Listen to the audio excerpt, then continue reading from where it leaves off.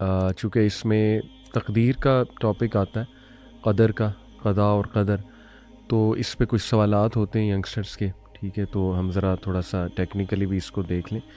एक सवाल तो ये आता है कि इफ़ एवरीथिंग इज़ रिटन तो फिर फ़ायदा क्या है अमाल करने का और फ्री चॉइस कहाँ है? फिर इसी तरह एक हदीस भी कोट की जाती है। इनफैक्ट अभी मेरे एक लेक्चर में एक नौजवान ने हदीस पूछी भी, और हदीस है कि पैदा होने से पहले, पैदाइश होने से पहले लिख दिया जाता है उस बच्चे के बारे में कि बदबख्त है कि खुशबख्त है। और फिर इस तरह की हमें रवायात भी मिलती हैं कि एक बंदा सारी उम्र एफ़र्ट करता है अच्छा होने की, अच्छे अमल करने की, लेकिन उसकी तकदीर गालिब आ जाती है। इस तरह की भी रवायात हमें मिलती हैं। एग्जैक्ट हदीस मैं कोट नहीं कर रहा, लेकिन कॉन्टेक्स्ट यही है। तो काफ़ी मिसकंसेप्शन और सवालात हैं, तो मैं अपने एंड से कुछ इंशाल्लाह कोशिश करता हूँ, और मैं चाहूँगा आप लोग भी इस पे ज़रूर रोशनी डालें। इंपॉर्टेंट इशू है। सबसे पहले तो देखें, क़दर जो है बेसिकली अल्लाह सुब्हानहू तआला का इनफाइनाइट नॉलेज है और अल्लाह की विल है, और उससे हमें मसला नहीं होना चाहिए कि अगर अल्लाह को हर चीज़ का पहले से पता है, क्योंकि इसीलिए तो वो अल्लाह है। और इसके कुछ लेवल्स बयान हुए हैं, और डॉक्टर बिलाल फ़िलिप्स की ये पूरी ट्रीटाइज़ एक पूरा किताबचा है द चैप्टर ऑन क़दर। चूँकि मैंने अकीदा डॉक्टर बिलाल फ़िलिप्स से पढ़ा, तो ये सेकंड सेमेस्टर में हमने द चैप्टर ऑन क़दर पढ़ा। तो इसमें इन्होंने कुछ लेवल्स ऑफ डिक्री, तकदीर बताए।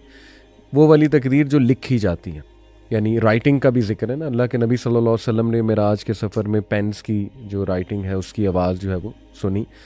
तो राइटिंग जो है, राइटिंग ऑफ डिक्री, ये इसके कुछ लेवल्स हैं। 4 लेवल्स बयान हुए हैं। पहला लेवल है वो राइटिंग जो 50,000 साल पहले, creation of havens and earth से 50,000 साल पहले अल्लाह ने पेन को बनाया और फिर पेन को हुक्म दिया कि लिख दो।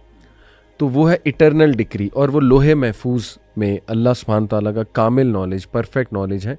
और correct me if I am wrong कि वो इतना कामिल नॉलेज और वो इतनी कामिल लिखाई है कि उसमें इवन एडिटिंग भी है कि जो तकदीर चेंज होनी है, और वो चेंज कैसे होनी है वो मैं अभी बयान करता हूँ। एवरीथिंग इज़ रिटन देयर, और वो अल्लाह का कामिल नॉलेज है।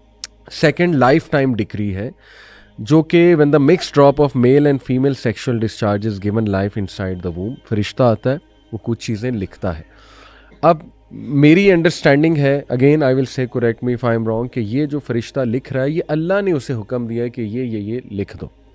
लेकिन जो असल में होगा उसके एंड तक, वो अल्लाह को कामिल नॉलेज है। फरिश्ते को हुक्म दिया गया है कि ये लिख दो, तुम्हारी ड्यूटी है कि ये लिख दो।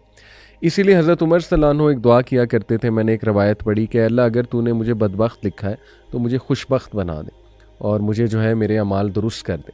इसका मतलब है कि ये होप होना चाहिए कि अल्लाह सुब्हानहू तआला has the power to even change what's written, और फरिश्ते को हुक्म दे सकते हैं कि चेंज भी किया जा सकता है।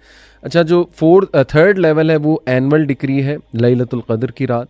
उस टाइम भी बड़े फ़ैसले होते हैं, बड़े बड़े, और एक इंसान कोई दुआ कर रहा है, और हो सकता है अल्लाह उसकी तकदीर में वो लिख दे, लिखवा दे एंजल से। जैसे मैंने पढ़ा, असहाब और असलाफ हज की दुआ करते थे लैलतुल क़द्र करके, अल्लाह नेक्स्ट ईयर हज नसीब कर दे। तो ये दुआ ऐसी की जा सकती है कि आप अल्लाह से मनवा भी सकते हैं, ठीक है, कोई बात। और चौथी जो है वो डेली डिक्री है, which is carrying out all of the above decrease at there proper times and places. ये भी चेंज हो सकती है, इसमें भी फ्लेक्सिबिलिटी है डिपेंडिंग ऑन योर अमाल। अल्लाह कभी रिस्क खींच लेता है, कभी रिस्क बहुत फरावानी से दे देता है। गुनाह करेंगे तो एक चीज़ रुक भी सकती है, ठीक है। वो अल्लाह को पता है कि एक बंदे को ठीक कैसे करना है, उसकी लगाम कैसे खींचनी। तो ये 4 लेवल्स को हम समझ लें तो क्रिस्टल क्लियर हो जाता है कॉन्सेप्ट कि देखें, लोहे महफूज वाला तो, मास्टर टैबलेट वाला जो है, वो तो कामिल नॉलेज है अल्लाह का, वो तो नहीं मिटने वाला। लेकिन ये कि इसका हरगिज़ ये मतलब नहीं कि आपके पास फ्री विल, फ्री चॉइस नहीं है।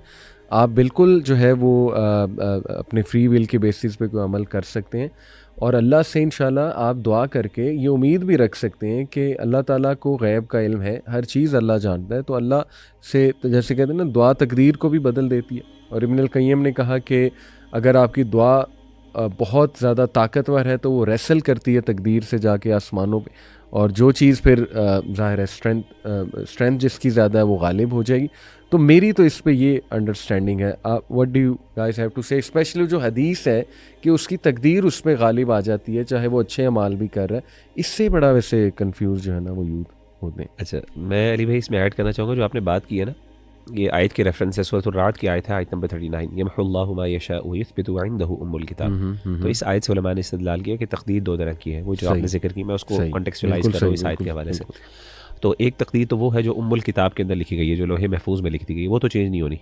लेकिन जो एक तकदीर फरिश्ता लिखता है आके, जो वो चेंज होती रहती है, और वो अल्लाह ताला अपनी हिकमत के साथ बदलते रहते हैं। लेकिन वो सारी एडिटिंग और चेंजेस जो है वो उम्मुल किताब में पहले से ही मौजूद है। इसीलिए कहा यमहुल्लाह, अल्लाह जिसको चाहता है मिटा देता है, वो युस्बित, जिसको चाहता है रहने देता है, व इंदहु उम्मुल किताब, और वो अल्लाह ताला की किताब के अंदर वो चीज़ मौजूद है।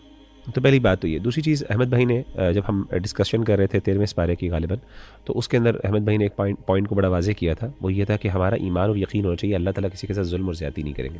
यानी ये जो हदीस आपने बयान की, इसका मतलब ये नहीं है कि अल्लाह माफ़ करे, एक बंदा नेकी का अमल करना चाह रहा है और वो बेचारा स्ट्रगल भी कर रहा है, वो कोशिश भी कर रहा है, उसकी नीयत भी ये है, और वो स्ट्रगल के बावजूद अल्लाह ताला ज़बरदस्ती उसको जहन्नुम में डाल दे। ऐसा नहीं, ये तो जुल्म है। वरना तो इसके बगैर तो फिर टेस्ट खत्म हो गया ना, फिर तो वो सारी फ्री विल का कॉन्सेप्ट ही खत्म हो गया हमारे दीन में। मसला, असल मकसद उलमा ने इसकी वजाहत ये की है कि वो यानी इंटेंशनली या अपनी फ्री विल के साथ कोई ऐसा अमल कर देता है, अल्लाह माफ़ करे, जिससे क्या होता है कि उसका सब कुछ खत्म हो जाता है। उसकी मैं आपको मिसाल देता हूँ। यह हो सकता है उसकी नेकी सारी ज़ाहिरी थी, हाँ, और ये भी हो सकती है। यानी मल्टीपल रीजन हो सकते हैं। अगेन वो जैसे बताया कि वो अल्लाह को पता है। देखें, इन मामलात के अंदर उस टाइम भी अहमद भाई ने बात की थी कि इन सारे मामलात के अंदर असल फैसला करने वाले अल्लाह की ज़ात है, उसको पता है कि मामलात कैसे होंगे। मैं आपको उसकी मिसाल देता हूँ। मिसाल इसके एक वाक़या बड़ा मशहूर, जो इमाम कुर्तुबी ने भी जिक्र किया, इब्न क़य्यिम ने भी जो अपनी किताब है दवाए शाफ़ी, उसके अंदर इस बात को जिक्र किया। एक वो लड़का था, तो वो अजान दिया करता था मीनार के ऊपर खड़े होकर। तो एक दफ़ा वो अजान दे रहा था, तो उसकी नीचे जो ऊपर से अजान दी जाती थी, तो नीचे जो घरों के अंदर ना, सेहन के अंदर उसकी नज़र पड़ती थी, बस्ती के घर वाले, जो बस्ती के घर थे, तो वहाँ पे उसकी नज़र पड़ी। तो वहाँ पे उसने एक खातून को देखा, बड़ी खूबसूरत खातून थी। तो वो इतना उसकी मोहब्बत में गिरफ़्तार हुआ कि या तो गालिबन उसमें वाक़ई के अंदर आता, उसने अजान छोड़ दी, या फिर पूरी मुकम्मल करने के बाद वो वहाँ पे गया उसके पास, और वहाँ जाके उसको नॉक किया। वो क्रिश्चियन खातून थी। तो उस पर जब नज़र पड़ी तो उसने कहा कि मैं तुमसे शादी करना चाहता हूँ। तो उस खातून ने कहा कि जी मैं तो शादी नहीं कर सकती। किस्सा को शॉर्ट कर रहा हूँ, मैं बता रहा हूँ, समराइज़ करके बता रहा हूँ। तो भला आखिर उसने कहा कि उस खातून ने कहा मैं तुमसे शादी नहीं कर सकती, मैं एक ही तरीके से तुमसे शादी कर सकती हूँ कि तुम अपने दीन को छोड़ दो। वो बंदा, लड़का बड़ा नेक था, जवान था। तो उसने क्या किया कि उसने कोशिश की उसको मनाने की, लेकिन वो ना मानी। तो बिल आखिर वो मोहब्बत में इतना गिरफ्तार हुआ कि उसने बाकायदा फ़ैसला किया और उसने इर्तिदाद कर लिया और उसने दीन को छोड़ दिया। जब उसने दीन को छोड़ा तो उसके बाद वो गया दोबारा, उसकी फैमिली रिलीजियस थी खातून की, तो उसने कहा मेरे वालिद इसके बगैर शादी नहीं करेंगे मेरी आपसे। तो उसके बाद उसके वालिद ने मान लिया कि ठीक है तुम क्रिश्चियन हो गए, तो अब तुम दोनों शादी कर लो। तो उसने शादी कर ली उससे। तो जैसे ही शादी की तो वो मौरख़ीन बयान करते हैं कि वो सीढ़ियाँ चढ़ रहा था, उसका घर जो थोड़ा सा ऊपर था उस खातून के घर, तो वो उसके ऊपर सीढ़ियाँ चढ़ रहा था, तो थोड़ी सी बन्नी सी थी। तो अचानक उसका पैर फिसला, वो अपनी बीवी से मिलने जा रहा था पहली दफ़ा निकाह के, तो अचानक उसका पैर फिसला, तो उसकी गर्दन जो है ना, उसकी हड्डी टूट गई गिर कर, तो ऑन द स्पॉट उसकी डेथ हो गई। अब ये इस तरह का वाक़या, अब देखिए उसने बाय चॉइस, फ्री विल एक अमल किया है, अल्लाह ने उसको फोर्स नहीं किया इस बात पे। अब इस तरह के अमल हो सकते हैं, इंसान ज़िंदगी में अमल कर ले। इब्लीस की मिसाल बहुत ज़बरदस्त मिसाल आपने दी। यानी कहने का मतलब है कि सारे अमाल करने के बाद बाय विलफुली उसने किया। हाँ, अब अल्लाह ने उसको अपने इल्म के साथ वो चीज़ रख दी, इसीलिए। और बड़ी इंपॉर्टेंट बात है, देखें ये ना फ्री चॉइस का मामला तब आप कहते हैं कि फ्री चॉइस नहीं है जब इंसान को पता चल जाए मेरे साथ ये होने वाला है। जब इंसान को पता ही नहीं है इसके साथ क्या होने वाला, फिर तो फ्री विल है ही नहीं, फिर तो फिर फ्री विल ही है। फ्री विल है आपकी पर्सपेक्टिव से, तो फ्री विल ही है ना।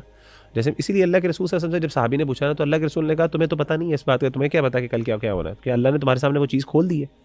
तो अल्टीमेटली होता ये है कि जब आपके सामने एक चीज़ नहीं है, आपको पता ही नहीं future how it's going to unfold, तो आपके लिए वो फ्री विल है, आपका पर्सपेक्टिव वही है।